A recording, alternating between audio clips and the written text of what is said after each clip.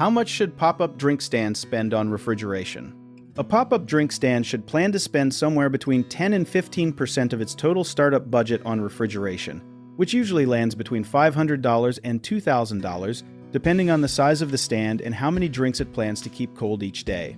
Refrigeration is one of those costs that people always underestimate because they only think about buying a cooler, but there is so much more to it.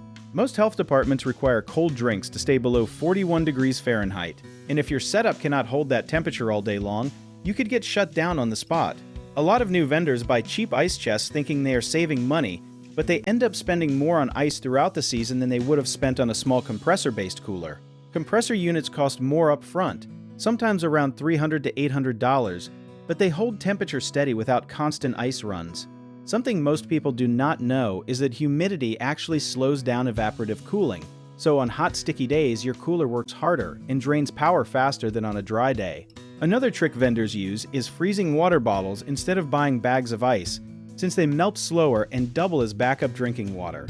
If you are only doing a few events a year, renting a unit is often smarter than buying one outright. One big thing to watch for is your power source, because running a compressor cooler off a small generator can overload it if you are not careful, so always check the wattage before you buy. Another caution is thermometer placement. Since inspectors want to see a thermometer inside the actual storage area and not just on the outside of the cooler, so keep a cheap digital one inside at all times. Weather changes fast too, so always have a backup plan like extra ice or a battery pack in case your generator or cooler fails mid-event.